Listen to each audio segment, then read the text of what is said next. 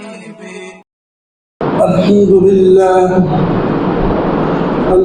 لله وكفى والصلاة والسلام على سيد الرسل وخاتم الأنبياء أما بعد فأعوذ بالله من الشيطان الرجيم بسم الله الرحمن الرحيم والحافظون لحدود الله وبشر المؤمنين صدق الله مولانا العظيم اللهم صل على سيدنا ومولانا محمد وعلى آل سيدنا ومولانا محمد وبارك وسلم.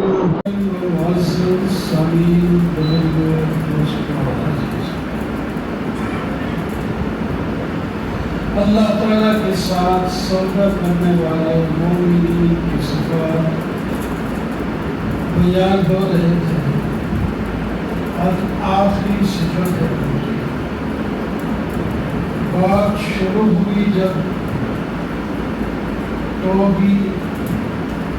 مومن کے لفظ سے اور جب ختم ہوئی تب بھی مؤمنین کے لفظ سے. ان اللہ اشتری من المؤمنین، اللہ نے مومنین سے خرید لی ان کی جان اور مال. اور آخر میں فرمایا وبشر المؤمنین، آپ ایمان والوں کو خوشخبری دے دیں جن کی مذکورہ صفات ہیں تو کئی جگہوں میں عرض کی گئی. ان میں سے یہ آخری صفت والحافظون لحدود اللہ، وہ اللہ کی طے شدہ مقرر کی ہوئی حدیں ان کی حفاظت کرتے ہیں.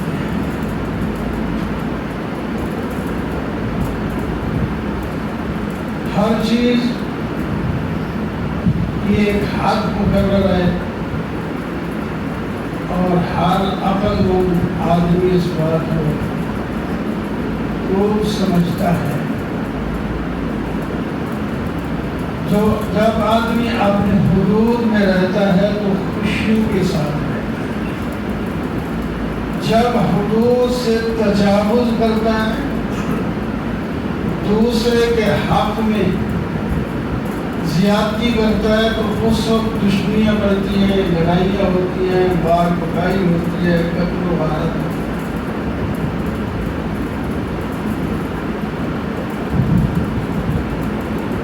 اللہ تعالیٰ نے فرمایا تلک حدود اللہ، یہ حدیں ان کی حفاظت کرو.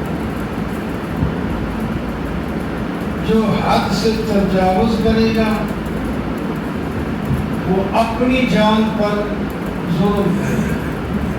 وَمَن يَتَعَدَّ حُدُودَ اللَّهِ فَقَدْ ظَلَمَ نَفْسَهُ، اپنی جان پر ظلم کرے گا. آرام سے رہ رہا تھا ہمسایوں کے ساتھ، لیکن جب اس نے کوئی زیادتی شروع کر دی اور نہیں کہ کوڑا ہی پر پھینکنا شروع کر دیا، تو اگلے آرام سے تھوڑی بیٹھے. وہ ایسے پوچھیں گے صاحب جی آپ کو کیا حق پہنچتا ہے کہ ہمارے گھر میں کوڑا ہی آ جائے، تو لڑائی شروع ہو جائے. لیکن ایک معمولی سی بات ہے، اس طرح زمین ہے، جہاں تک آپ کا حق ہے وہ آپ جیسے چاہیں استعمال کریں، بیچیں، رکھیں، آپ کی مرضی، کوئی نہیں پوچھنے والا. لیکن آپ اگر اپنی ہاتھ سے تھوڑا سا ہی تجاوز کریں گے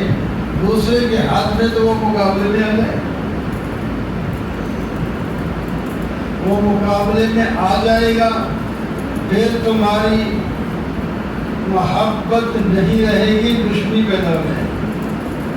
اور حدیث پاک میں بھی آتا ہے، نبی علیہ السلام نے فرمایا جو شخص کسی کی زمین پر ناجائز قبضہ کرے گا، تھوڑی زمین ہے یا زیادہ،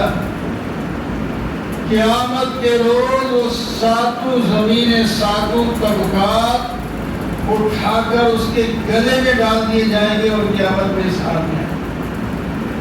آپ اندازہ کریں، ایک بوری مٹی کی ہم سے اٹھائی نہیں جاتی،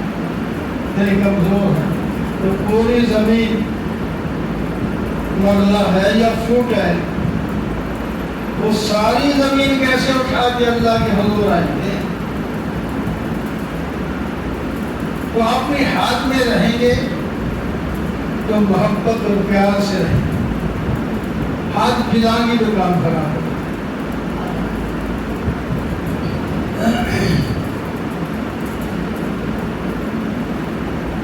یہ جو ابھی تلک حدود اللہ والی آیت پڑھی ہے میں نے،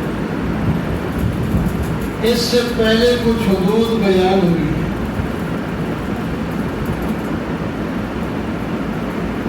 وہ یہ کہ اللہ تعالیٰ فرماتے ہیں جب تم اپنی بیویوں کو طلاق دینے لگو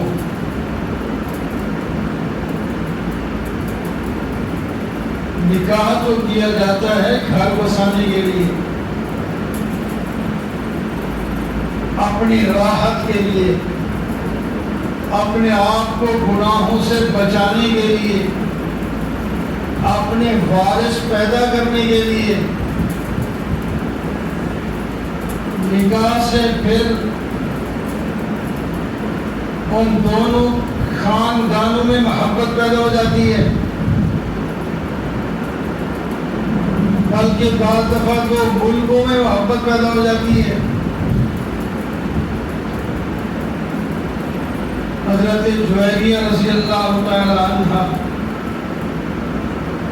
امہات المومنین میں سے ہیں، ہماری ماں نبی علیہ السلام کی زوجہ محترمہ ہیں۔ وہ جنگ میں پکڑی آئی تھی، باندھی تھی، آپ نے اس آزاد کر کے نکاح کر دیا۔ جب آپ نے نکاح کیا تو اس کے خاندان کے جتنے قیدی صحابہ کرام کے غلام تھے سب نے آزاد کر دیا کہ یہ تو نبی علیہ السلام کے سسرال ہیں، ہم ان کو اپنا غلام کیسے بنا سکتے ہیں؟ شادی کتنی برکت دیکھتے ہیں معلومہ کہ یہ عورت اپنے خاندان کے لیے کتنی نعمت ثابت ہوئی، اور پھر اس خاندان کو ایمان کی توفیق ہوئی جنت میں جائیں۔ تو شادی کی جاتی ہے اس واسطے محبتیں پیدا ہوں، گھر کا آرام ہو، آپ کام کو جائیں، گھر کو سنبھالیں، بہت سے فائدے ہیں شادی کے۔ تو پھر طلاق نہیں دینا چاہیے، پہلے سوچ سمجھ کو فرمایا، سوچو، بار بار مشورے کرو یہاں شادی کرنی ہے یا نہیں، حالات معلوم کرو، ہمسایوں سے پوچھو، دوسرے تیسرے سے پوچھو۔ جب آپ تیار ہو گئے شادی پہ، شادی ہو گئی تو آپ اس کو نبھاؤ، کچھ تکلیف بھی ہے تو کوئی بات نہیں، اس کو برداشت کرو۔ تکلیف بعض دفعہ چلو طبیعت نہیں بھی ملتی، جس کی وجہ سے کچھ پرسر رہتی ہے گھر میں، کوئی بات نہیں، وہ آپ برداشت کریں گے تو آپ ساتھ ثواب بھی حاصل کرتے رہیں گے اور گھر بھی آپ کا بستا رہے گا۔ حضرت مرزا جان جانا رحمہ اللہ ہندوستان کے اندر ایک عالم گزرے، ان کی جہاں شادی ہوئی وہ شادی جو ہے وہ بیوی کوئی اچھے مزاج کی نہیں تھی،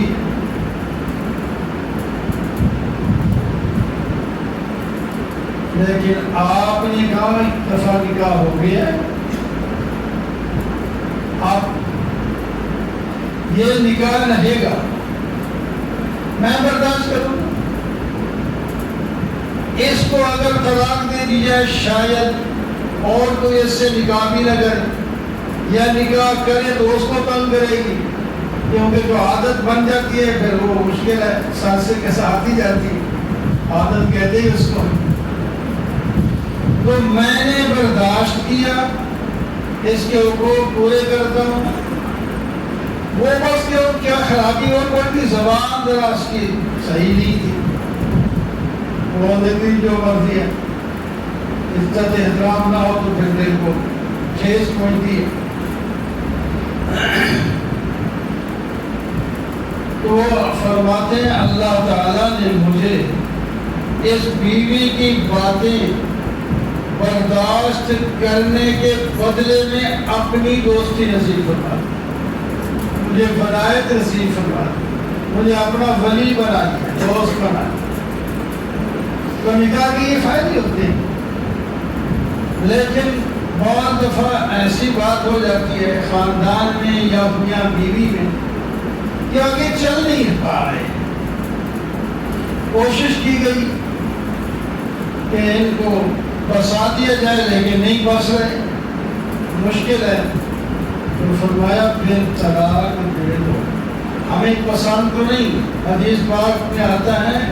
ابغض الحلال الطلاق، طلاق حلال تو ہے، ناگفتہ بہ حالات میں طلاق دو تاکہ آپ بھی آرام سے دوسری شادی کر کے آرام سے رہیں، وہ بھی اپنی مرضی کے مطابق اور شادی کر کے آرام سے رہیں، روز روز کا جھگڑا اس کے اندر پھر زیادتیاں بھی ہو جاتی ہیں، جب دل نہ ملے تو پھر ظلم بھی ہو جاتا ہے، زیادتی بھی ہوتا ہے، حقوق بھی مارے جاتے ہیں۔ تو اس سے بچنے کے لیے اگر تم نے طلاق کی ٹھان لی ہے تو پھر ہمارا حکم یہ ہے فَطَلِّقُوهُنَّ لِعِدَّتِهِنَّ، وہ فوری منہ میں آئے تو طلاق نہ دے دو، سوچو دیکھو مشورہ کرو کہ طلاق دینی ہے، کن الفاظ سے دینی ہے، کتنی طلاقیں دینی ہے، کس زمانے میں دینی ہے۔ فرمایا ایسے وقت میں طلاق دو جو عدت میں کچھ ایک ڈیڑھ گھنٹے کا بھی فرق نہ ہو، آگے بھی عدت اس کی، آپ نے ایسے موقع پر دے دی وہ عدت میں نہیں آتا، آدھا عادت طہر کے اندر یعنی پاکی کے زمانے میں طلاق دو، اس کے اندر تمہارا میل ملاپ بھی نہ ہوا ہو اس طہر کے اندر، تو آپ اس میں طلاق دے دیں گے، ایک ہی کافی ہے، ایک طلاق دے دیں گے، آگے جو اس کی ماہواری شروع ہوگی وہ عدت اس کی شروع ہوگی، خواہ وہ طور کا ایک دن رہتا تھا، 10 دن رہتے تھے، 5 دن رہتے تھے، جو بھی وہ چونکہ گزریں گے تو آگے ماہواری کے دن آئیں گے، جب ماہواری کے دن شروع ہو جائے تو عدت میں کوئی فرق نہیں پڑے گا، 3 ماہواریاں گزرے گی، عدت گزر جائے۔ ایک تو یہ ہے کہ ایسے وقت میں دو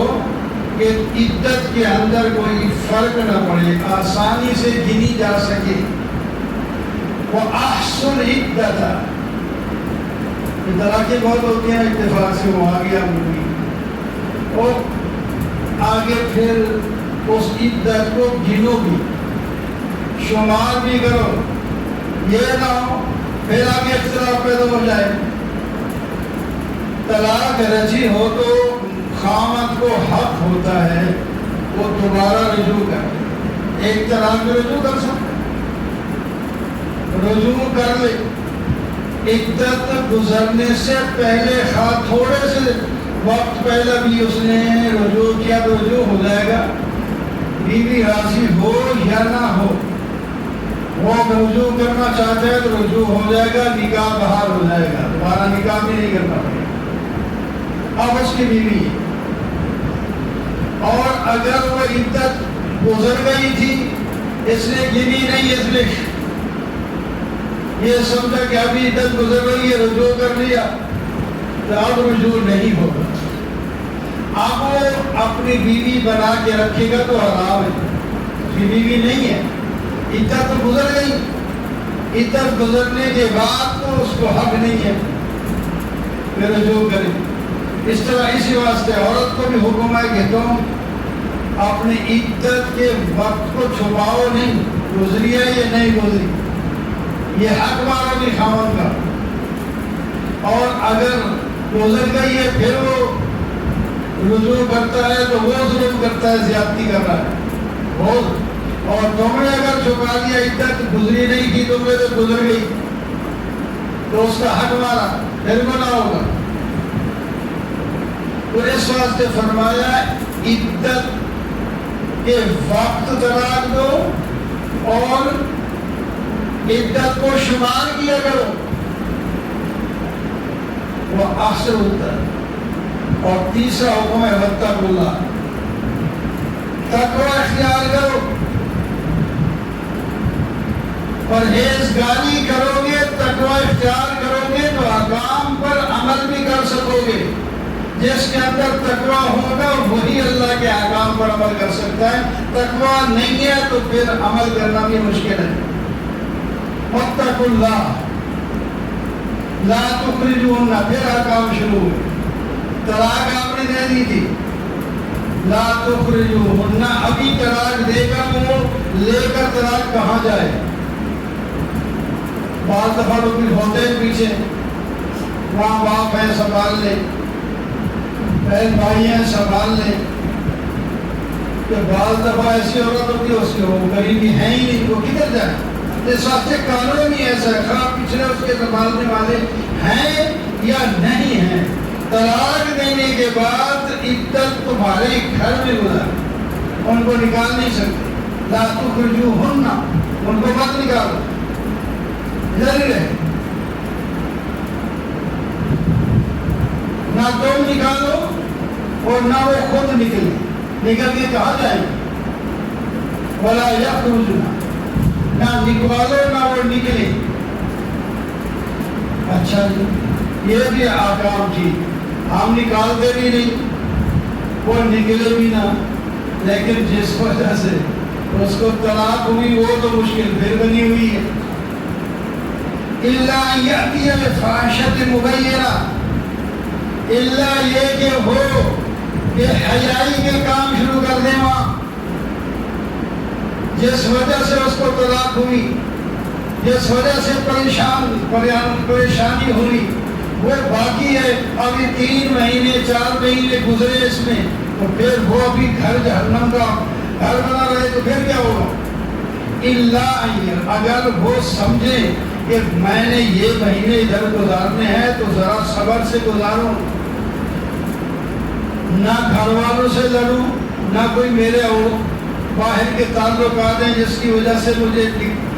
طلاق ہوئی ہے ان کو بھی ابھی چھوڑوں، تو آرام سے اپنا خیال رکھوں کہ ان دنوں کے بعد میں نے کہاں جانا ہے، کیا کرنا ہے، وہ اپنا انتظام کرتی رہے۔ تو 3-4 مہینے اس میں گزر جاتے ہیں، بعض دفعہ 3 تو ہیں ہی ہیں، تو اگر وہ دن زیادہ ہو جائے تو زیادہ بھی ہو سکتا ہے، تو اس موسم اس یعنی زمانے کے اندر وہ آگے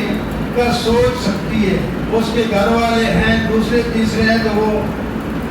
اس کے بارے میں ادھر سے جائے، آگے اس کو آگے نکاح کرنے کی اجازت ہے، وہ اپنا نکاح کر کے گھر بیٹھے،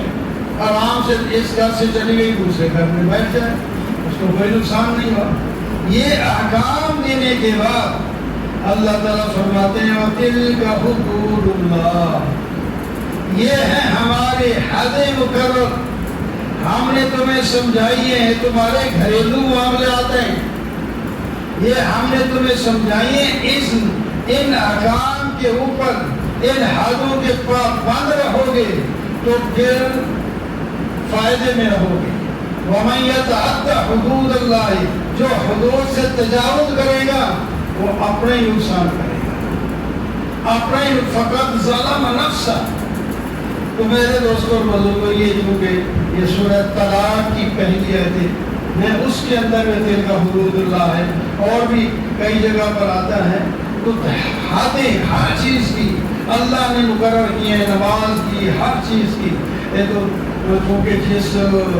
مسئلے کے بعد تلک حدود اللہ ہے، میں اس کا بیان کیا ہے، تو اللہ تعالی ہم سب کو حدود کے اندر رہ کر زندگی گزارنے کی توفیق عطا فرمائے۔ وأقول قولي هذا والحمد لله رب العالمين۔